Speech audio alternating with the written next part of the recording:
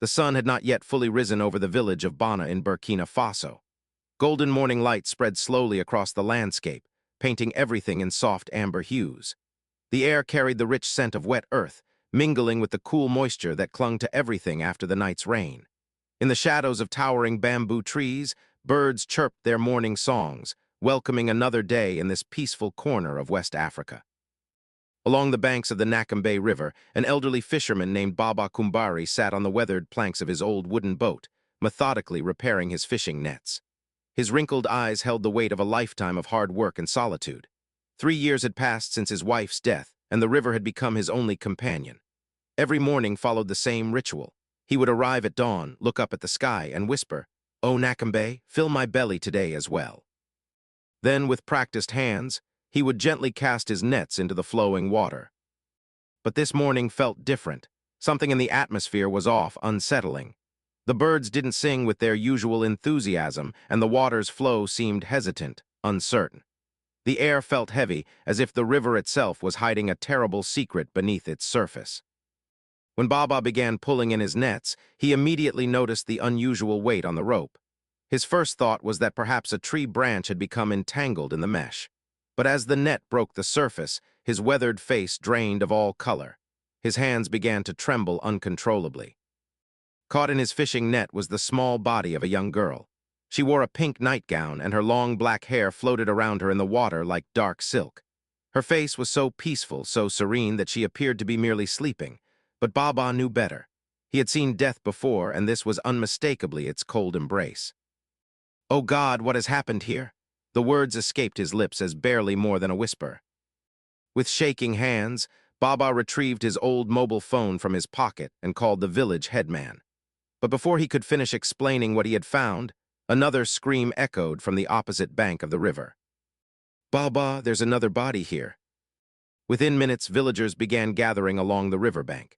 Women wept openly, their cries of anguish piercing the morning air. Men stood in silent shock, their faces etched with disbelief and horror. Two small bodies wrapped in white cloth now lay on the grass. A young mother clutched her own child to her chest and cried out, "What monster could do this? These were angels, innocent angels." Suddenly, the sound of vehicle engines broke through the morning stillness. Clouds of dust rose in the distance as vehicles from Burkina Faso's intelligence unit came to a halt near the scene.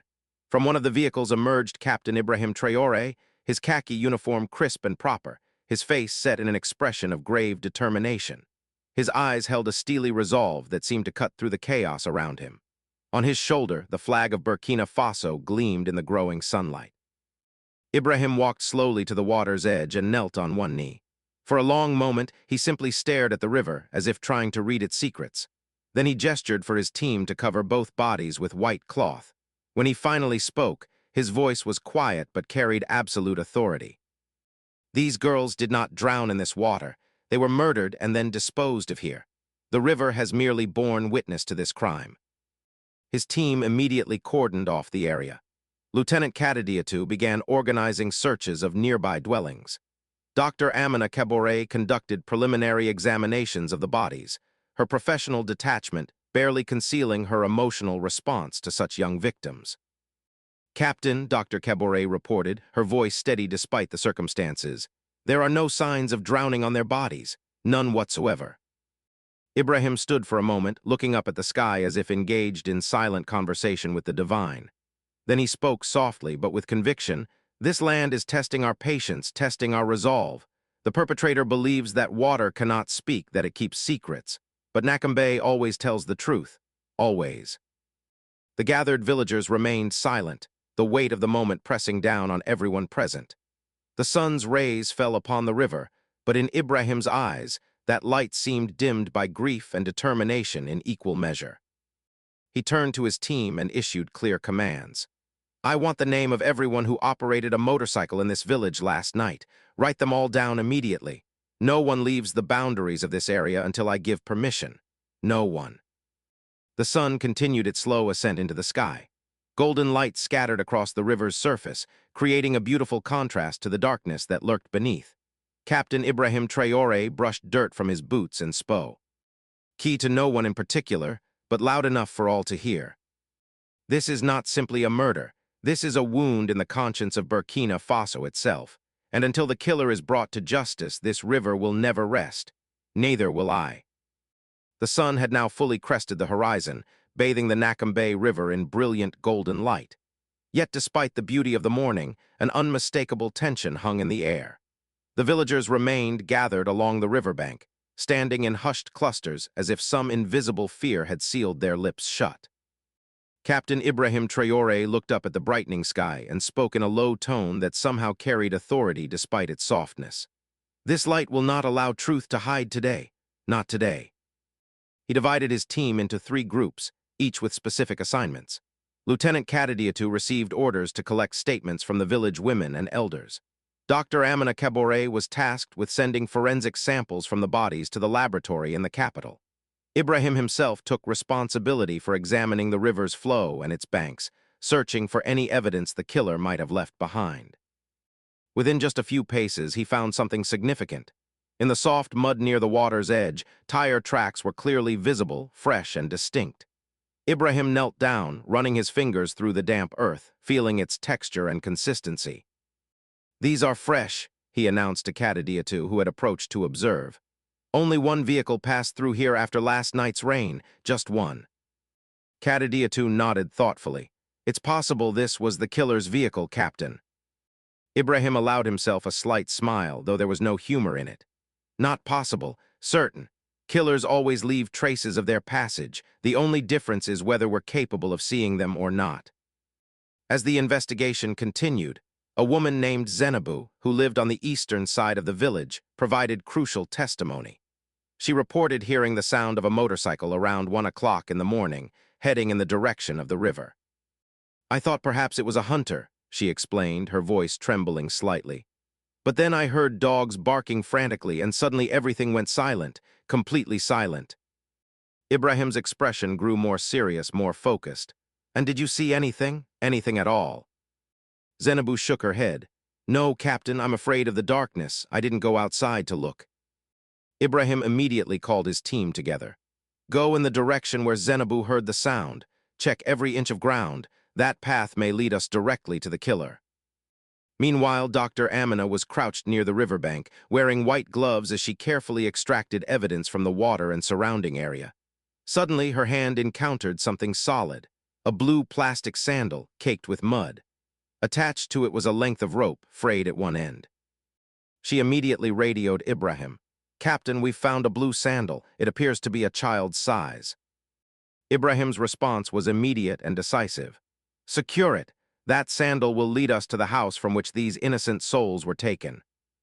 At that moment, Kadadiatu returned with additional information. "Captain, one of the villagers reported seeing a Yamaha motorcycle heading toward the river last night. He couldn't see the full license plate, but he noticed it was blue and had a white sack tied to the back." Ibrahim took a deep breath, his mind processing all the pieces of evidence coming together. The killer tried to hide his crime, but no one escapes God's design. No one. He turned to another officer. "I want CCTV footage from every petrol station in the surrounding area. Time frame, midnight to 3 in the morning." One of the younger officers spoke up hesitantly. "Captain, this is such a small village. There might not be any cameras." Ibrahim's response was sharp, brooking no argument. "We don't take small steps. We take firm ones.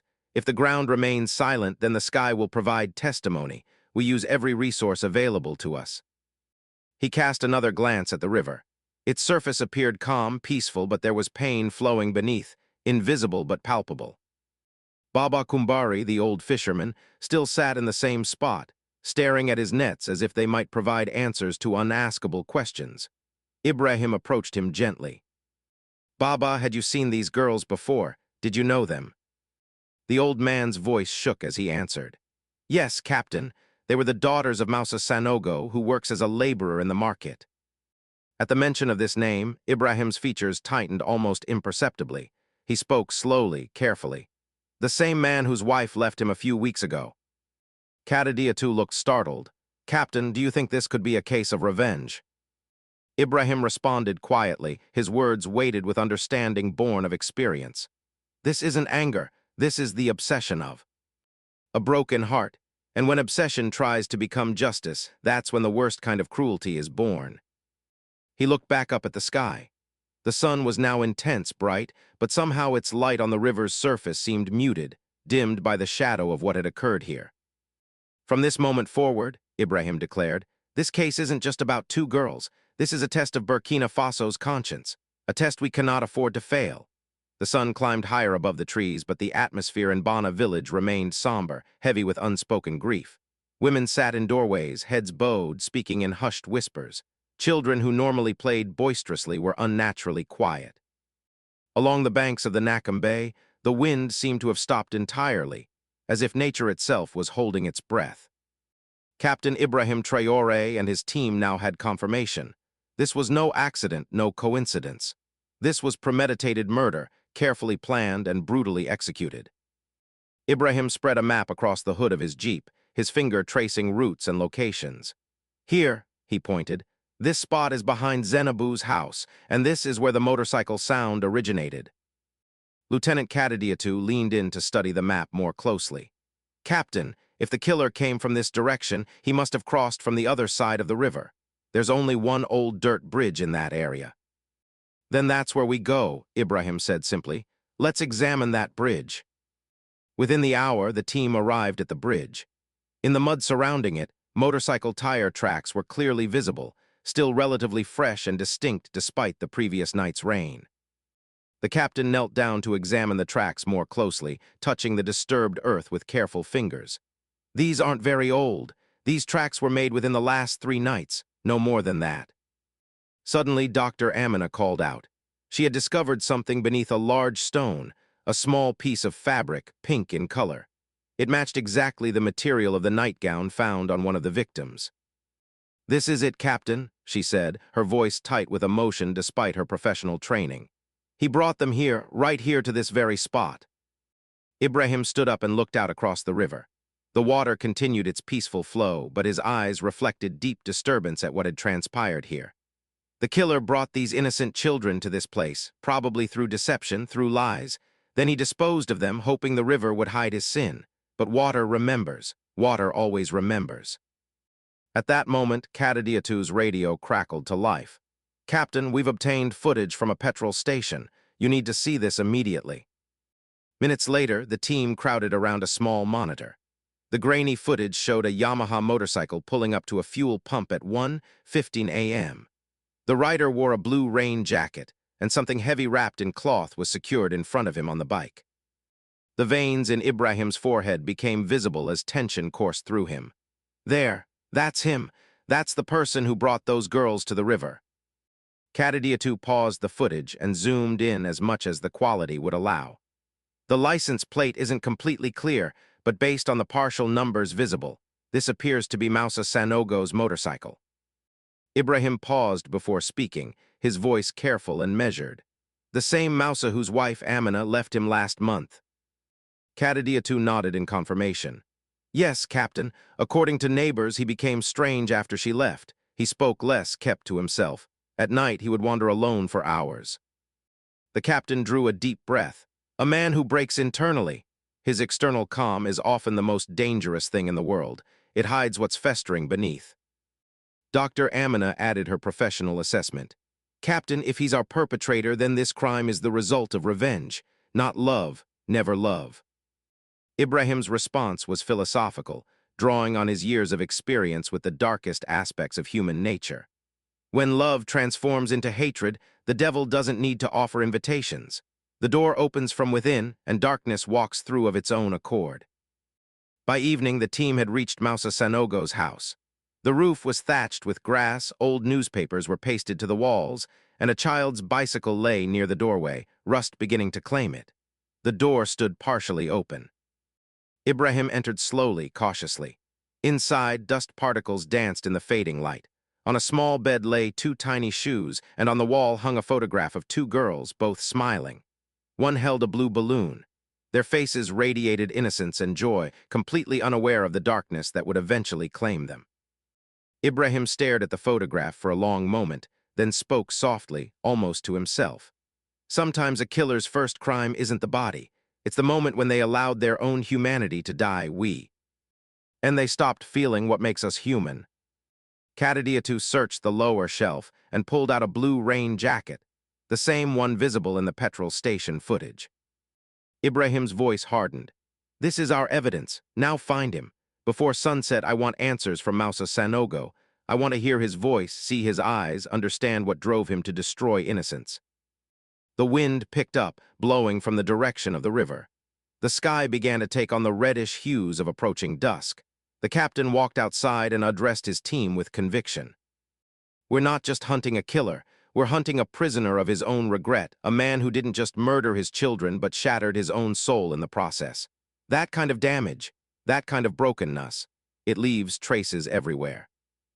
As night deepened, somewhere in the distance, near the river's edge, faint footsteps could be heard. It was as if the Nakambe itself was calling out to Ibrahim, whispering, "Come, the truth isn't complete yet. There's more you need to understand." Night had fallen completely over Bana village.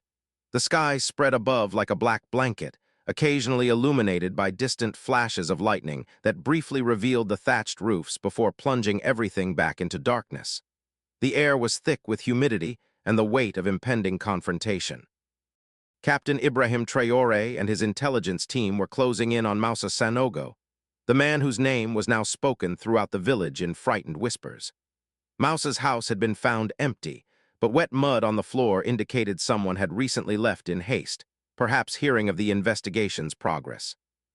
Lieutenant Kadadiatu directed her flashlight at the ground, following the trail of mud. "Captain, he's probably headed toward the river." Ibrahim looked up at the sky, where the moon tried to pierce through the heavy cloud cover with limited success. "The river won't be his final destination," he said with certainty. "He's trying to run, but no one can outrun their own conscience. No one." To avoid detection, the team shut off their vehicle engines and proceeded on foot. Each member checked their weapons, not expecting violence but prepared for any possibility. As they made their way through dense brush, Ibrahim became aware of his own heartbeat, strong but burdened with the weight of what they might find. After several tense minutes, a dilapidated hut became visible near the riverbank. A faint light flickered inside, barely visible through cracks in the weathered walls. Ibrahim signaled for the team to stop and approach the dwelling silently, peering through a gap in the doorway. Inside, Mousa sat on the dirt floor. Before him sat a half-empty cup of cold tea. His hair was disheveled, dark circles shadowed his eyes, and his face carried the weight of crushing despair. He appeared to be writing something on a piece of paper, perhaps a name, perhaps a plea for forgiveness, perhaps just the traced patterns of a mind coming apart at the seams. Ibrahim entered the hut. Mousa jerked his head up, startled but not entirely surprised. "Captain," his voice cracked with emotion. "I knew you would come. I knew the river would tell you everything." Ibrahim stood silently before him while Kadadiatu and Amina entered behind him, their eyes scanning the sparse interior of the hut, noting everything, missing nothing. In a low but firm tone, Ibrahim spoke. "We know everything, Mousa, but I want you to tell me yourself. Why did you do this? Why would you harm your own flesh and blood?" Mousa's head dropped, his lips trembled visibly. "I lost my wife, Captain. She left me in anger. I thought time would fix things, that she would come back, but she took my daughters too, turned them against me." He struggled to continue, his breath coming in ragged gasps. "Every moment they called for her, every night they cried. 'When is Mama coming back?' I broke, Captain. I shattered into pieces. I thought if they were gone, maybe my wife would return.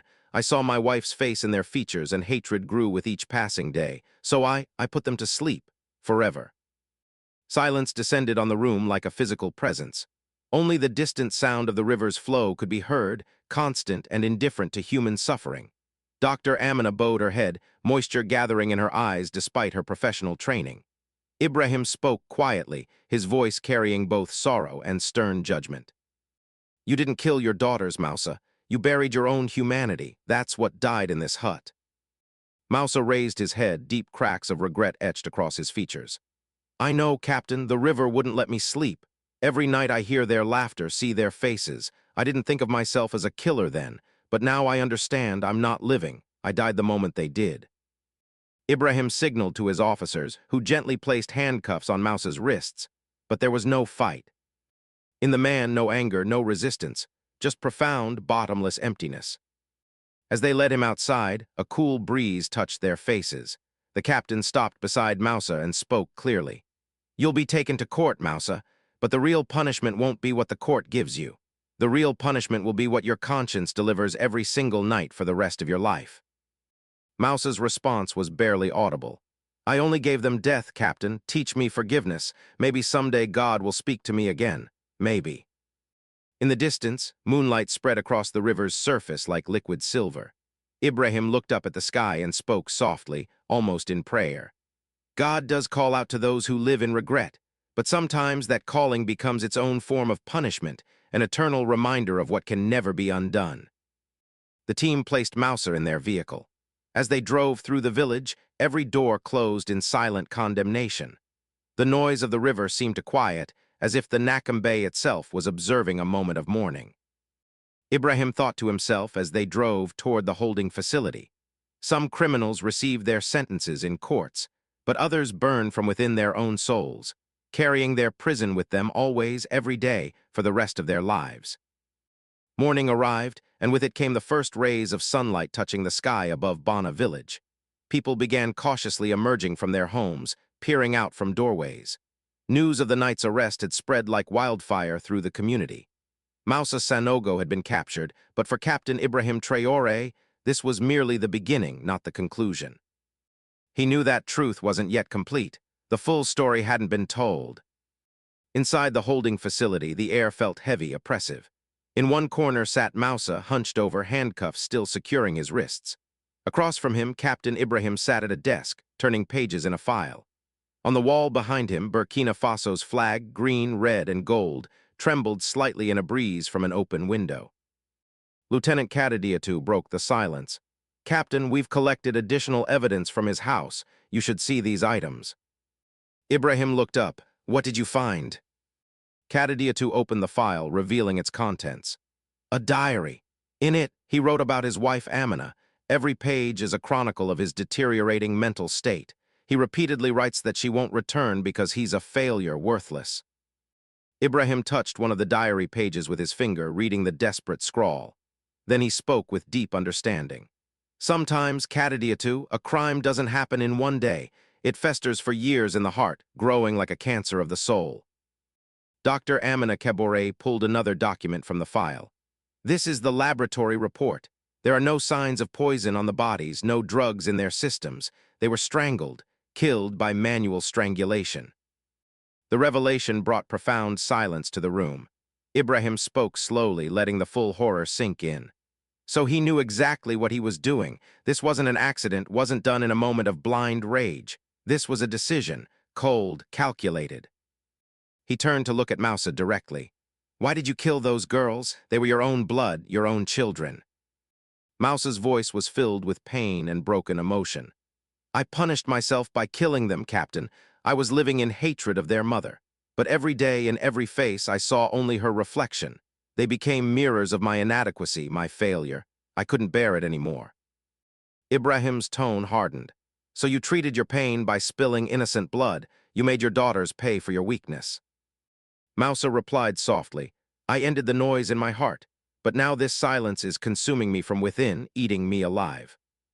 Moments later, Kadadiatu produced another piece of evidence. Captain, we found photographs of the children in his back room. He had covered every picture with ink, as if trying to erase the memories to make them disappear. Ibrahim's face showed deep bitterness. A man who erases memories is a man who sets fire to his own afterlife. He destroys not just the past, but any hope for redemption. Outside the facility, several village elders had gathered. They wanted to speak with the captain. Old Baba Kumbari, the fisherman who had made the terrible discovery, spoke for them. Captain, this land has never witnessed such cruelty. Even the river couldn't remain silent. That's why it brought you here, revealed what was hidden beneath its surface. Ibrahim placed a reassuring hand on the elder's shoulder. Baba, justice doesn't come from the land itself. It comes from people, from our choices and actions. And I make you this promise. In Burkina Faso, no blood will be spilled in vain, not while I draw breath. Returning to the facility, Ibrahim opened his notebook and wrote, the killer has been apprehended, but the pain remains alive. He turned to Kadadiatu with new instructions. Bring Amina here from the capital. She has the right to see her daughters one last time, even if it's the final time. She deserves that closure. Somewhere in the distance, thunder rumbled. The sound of the river's flow could be heard even inside the facility.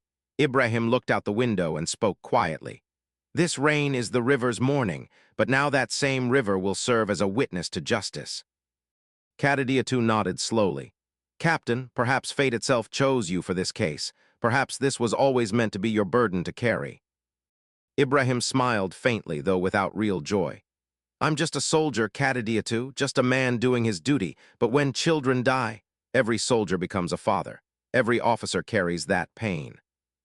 A gust of wind from the river made the lamp flame flicker in the room. Ibrahim knew the story was far from over.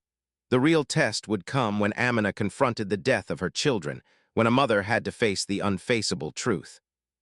The deepest trials, he understood, were yet to come. In the capital city of Ouagadougou, in a narrow alley in one of the older districts, a woman sat wearing a light blue shawl.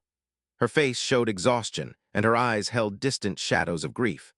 This was Amina Kabore, Moussa Sanogo's wife, and the mother of two innocent girls whom the Nakambé River had embraced in its final, terrible way. When Captain Ibrahim Traore's team arrived at her door, Amina opened it slowly. Before anyone could speak, she said simply, "I know something has happened. Tell me, are my daughters all right?" Lieutenant Kadadiatu lowered her eyes, unable to meet Amina's gaze directly. The answer was written in her expression, in the set of her shoulders, in everything she couldn't bring herself to say aloud. Dr. Amina spoke gently.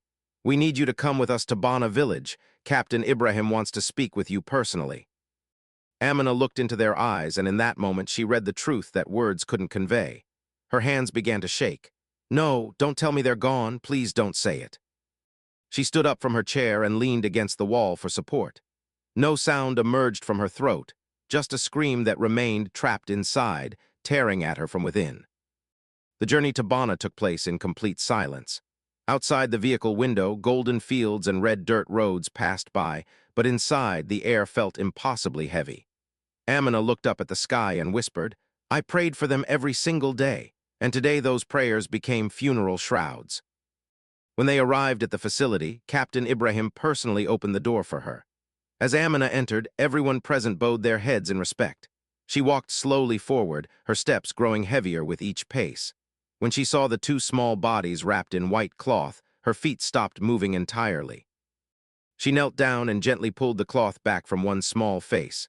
The child looked peaceful, as if merely sleeping. Amina sank to the ground, and for one long moment the entire world fell silent.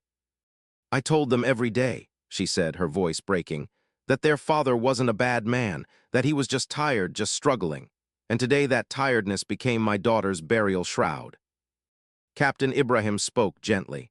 "Bibi Amina, I know words are insufficient, but we need your help. Your husband has confessed to everything. But we need to understand how he reached this point, what path led him to such darkness." Amina raised her head. Her eyes were filled with tears, but there was no fear in them, only the bitter clarity of terrible truth. "Moussa wasn't always like this, Captain. He used to laugh. He was hardworking, kind. But when his business failed, when he lost everything, he broke inside. I tried to help him, tried to hold him together. But the silence inside him consumed him piece by piece." She paused, gathering her strength to continue. "He would say, 'I'm a failed father, a failed husband.' I went to stay with my sister for a while, thinking time and distance might heal things. But maybe my absence gave his obsession freedom. Maybe I should have stayed." Ibrahim's face showed deep compassion. "Sometimes, Amina, time doesn't heal wounds. It just numbs the feelings, makes us forget how to feel anything at all. That might be worse." Amina continued, "My daughters were his light. If he extinguished them, then now darkness will live in his house forever. He'll carry that darkness until his last breath." Dr. Amina stepped forward carefully. "With your permission, we can use your testimony as crucial evidence in court. Your words could help ensure justice is served." Amina spoke in an exhausted voice.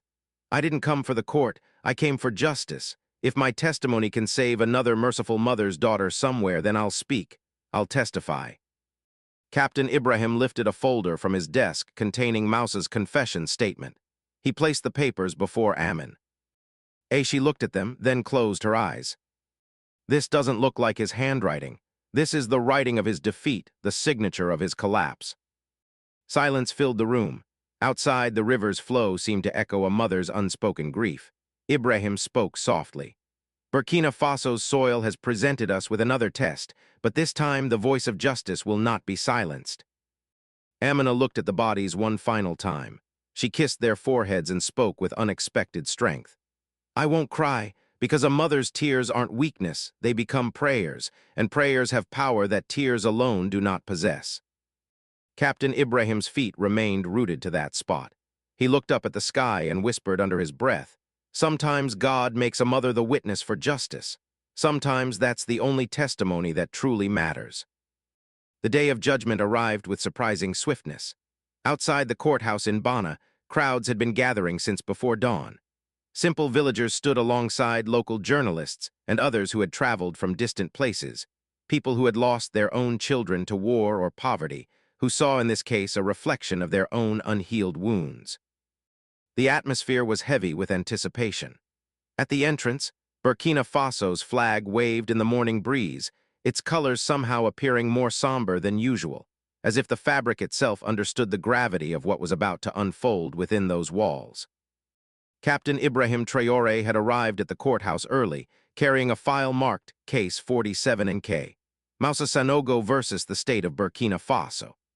Within that folder lay not just evidence and confessions, but a mother's tears transformed into testimony, a river's silent witness, and the weight of 2 extinguished lives. Inside the courtroom, silence reigned. The judge struck his gavel, calling the proceedings to order. Captain Ibrahim Todre will represent the state in this matter. Ibrahim rose to his feet.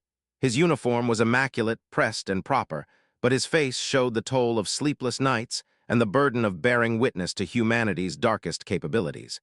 He spoke in a voice that was quiet yet carried complete authority throughout the chamber. Your Honor, this case is not merely about the murder of 2 children. This is a trial concerning the murder of conscience itself, the conscience that keeps our society alive, that makes us human rather than monsters. The accused, Moussa Sanogo, killed his own flesh and blood with his own hands. And why?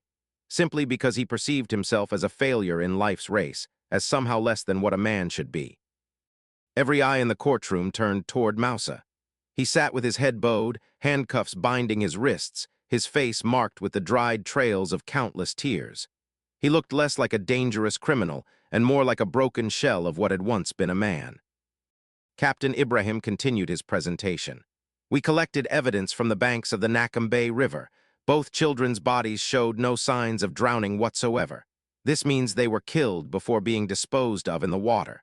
The river merely served as a tomb, not the cause of death. He paused, allowing this fact to settle over the courtroom like a shroud. We found the accused's fingerprints on his daughter's toys in their home. We found tire tracks matching his motorcycle at the scene.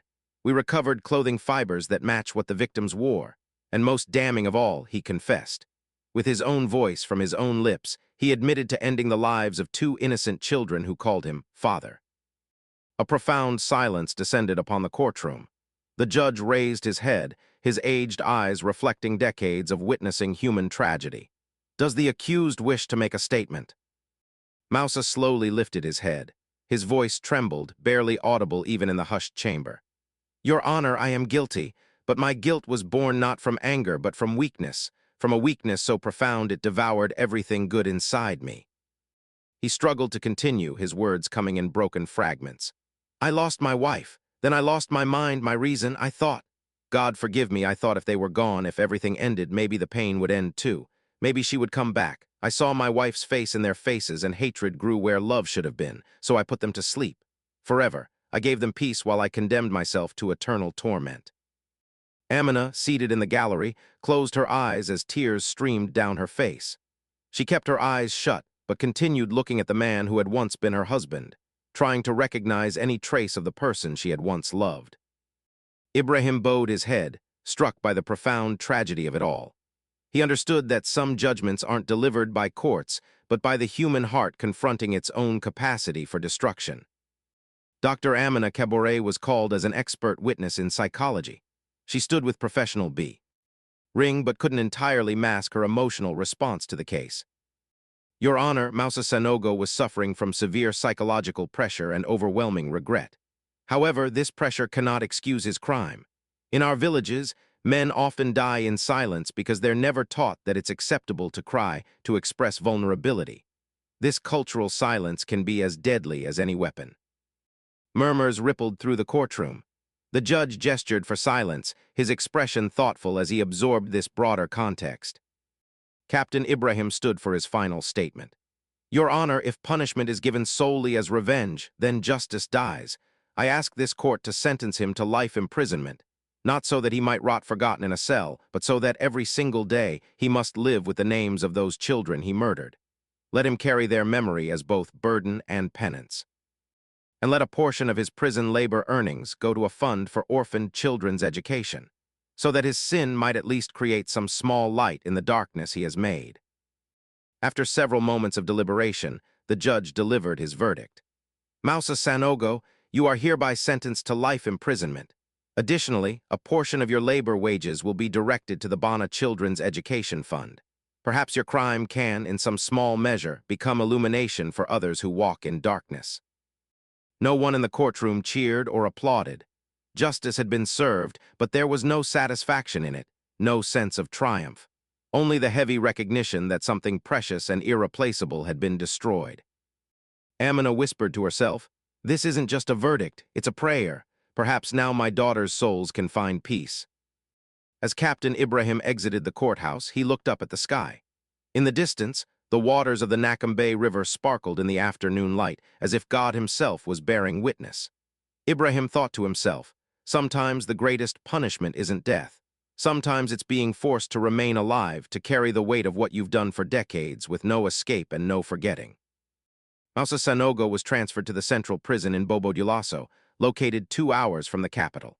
The sun was setting as the transport vehicle made its journey, the sky painted in shades of crimson mixed with gray clouds.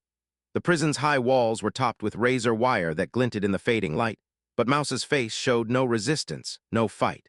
He walked quietly, as if entering a prison of his own soul rather than one made of concrete and steel. The prison warden closed the cell door and spoke without emotion. "This is where men learn to fight themselves. That's the real battle that happens here." Mousa responded simply, his voice empty of inflection. "I don't want to fight anyone anymore, not even myself. I just want. I don't know what I want." The following morning, Captain Ibrahim Traore arrived at Bobo Dioulasso. Despite the court's verdict, he found no peace, no closure. A question kept arising in his mind, persistent and troubling. Had justice truly been served? Was the verdict enough? As he entered through the prison gates, his steps felt heavy. A guard approached and reported, "Captain, he's become completely silent, doesn't speak to anyone, just sits there drawing lines in the dirt over and over, the same word again and again." Ibrahim approached the cell. Mousa sat on the ground with a cup of half-cold tea before him. In his hand, he held a small twig, using it to scratch into the dirt floor. Over and over, he traced the same word, daughters. The captain spoke gently. "Mousa, why can't you erase that word? Why do you keep writing it?" Without looking up, Mousa responded, "Because this is the word that made me human, and then it's the word that stripped my humanity away. I write it to remember what I destroyed. I write it because forgetting would be worse than any punishment you could give me." Silence stretched between them. Finally, Ibrahim spoke. "Do you know why you were sentenced to life rather than death? Not for the sake of law, but because life wants to teach you that a person must learn to live alongside their mistakes. Death would be escape. Life is accountability." A pained smile flickered across Mousa's face. "Captain, the punishment isn't here in this prison. The punishment is when I sleep and hear my daughter's voices saying, 'We're okay, aren't we, Papa?' And I cannot answer them. I have no answer to give." Something broke inside Ibrahim's chest. He understood that every killer is, at their core, a frightened person who lost a battle with their own weakness. At that moment, word came that Amina Kabore had arrived at the prison gates. She wore black clothing and carried a bouquet of white flowers. The warden informed Ibrahim, who personally went to receive her. "Bibi Amina, why have you come here?" She spoke quietly. "I came to see if he's still human." "Captain, I needed to know." Ibrahim nodded silently and escorted her inside. When Mousa heard footsteps approaching, he raised his head. Their eyes met, and time seemed to stop entirely. Amina spoke first. I came here intending to hate you, but seeing you now I realize you've already dug your own grave. You're buried alive in your guilt. Tears streamed down Mouse's face. I tried to die, Amina, but perhaps God kept me alive so I could hear every day the screams I created, carry every moment the weight of what I destroyed. Amina placed her bouquet on the ground. These flowers are for our daughters. I won't cry for them anymore. Crying changes nothing. Instead, I'll move forward in their names so that no father ever does this again. So their deaths mean something beyond just loss. Captain Ibrahim watched this exchange in silence. The prison air held a strange quality, heavy with unspoken emotions. Sunlight filtered through the high windows, falling in shafts across the concrete floor. Mousa asked quietly, "Captain, do you think God will ever forgive me?" Ibrahim considered before responding. God listens to those who acknowledge their sins, but forgiveness comes when you become a source of light for others, when you transform your darkness into illumination that guides those who might otherwise stumble. Amina bowed her head. I cannot forgive you, not yet, maybe not ever. But I won't curse you either because my daughters would want their father to walk in light, not to drown in darkness forever. Mousa covered his face with his hands. I'm burning alive while still breathing. Perhaps this is my atonement, to burn without being consumed, to suffer without end. When Ibrahim and Amina left the prison, the sun had set. From across the river came the sounds of birds returning to their nests for the night. Ibrahim looked up at the darkening sky. Some stories don't end in courtrooms, Bibi Amina. They begin again in hearts, in every moment when a mother prays for her child, when love persists despite loss. Amina responded softly, and in every moment when a father struggles to emerge from the shadow of his sins, trying to find redemption. Those moments matter too. Both fell silent. In the distance, the waters of the Nakambe River reflected moonlight like scattered diamonds. It was as if the souls of two innocent girls had been transformed into stars, watching over the world they'd been forced to leave behind. Mornings in Bobo Dioulasso prison typically felt monotonous. Strict guards, locked doors, sunlight filtering through iron bars. But one particular morning was different. In the prison yard, inmates stood in rows, and among them was a thin, frail-looking man digging in the soil. This was Mousa Sanogo, whose name had once made Bana village tremble with shock and disgust. Now he looked nothing like a dangerous criminal. His face held a strange peace, and his eyes carried a new softness. As he planted seeds in the earth, he spoke to a fellow inmate. These aren't just plants, they're prayers. I want every leaf to grow in the names of the daughters I lost, the innocents I destroyed. His fellow prisoner asked with genuine curiosity, Do you really think God is listening to you? Mousa looked up at the sky, shielding his eyes from the morning sun. If he didn't let me die, maybe he wants me to learn something while I'm still breathing. Maybe redemption is possible, even for someone like me. At that moment, the prison gate opened. Captain Ibrahim Traore entered for a routine inspection. When he saw Mousa working in the garden, he paused, observing quietly. The warden approached and spoke in a low voice. Captain, he's changed. He teaches others patience now. From morning until evening, he tends this garden. At night, he leads prayers for the other inmates. He's become something of a quiet leader among them. Ibrahim walked slowly toward Mousa, who turned and offered a respectful greeting. Captain, I started the work you mentioned, searching for light in the darkness, trying to create something good from the ruins of what I destroyed. Ibrahim smiled faintly. And have you found the light? Mousa pushed his shovel into the earth. Not yet, but I'm growing it, one seed at a time, one day at a time. That's all I can do. For several moments, both men stood in comfortable silence. A breeze came from behind the prison, gently bending the stems of small white flowers that had begun to bloom. Ibrahim spoke thoughtfully. Sometimes the earth swallows sins so that goodness can grow from the same soil. Transformation is always possible, even in the darkest places. Mousa's eyes glistened. I still hear their voices, Captain. At night when everyone else sleeps, I hear them say, We're not angry with you anymore. At first, I would weep. Now I pray that it's true, that they've found peace beyond what I took from them. That evening, Amina received a message from Ibrahim inviting her to witness the Prizo's new rehabilitation program. She hesitated, her heart resistant, but her conscience urged her forward. Perhaps time had changed Mousa. Perhaps witnessing his transformation would bring its own kind of healing. When she arrived at the prison in the afternoon, Mousa was bent over in the garden, planting seeds with careful attention. Amina watched from a distance, observing the same hands that had brought death now coaxing life from the soil. She stepped forward and called his name, Mousa. He stood quickly, surprise and respect mingling on his face. "You came." "I came to see if you've truly changed," Amina said, "or if you're still the man who was afraid of his own darkness." Mousa responded quietly, "I'm not afraid of darkness anymore. I've learned that shadows only exist when there's light behind you.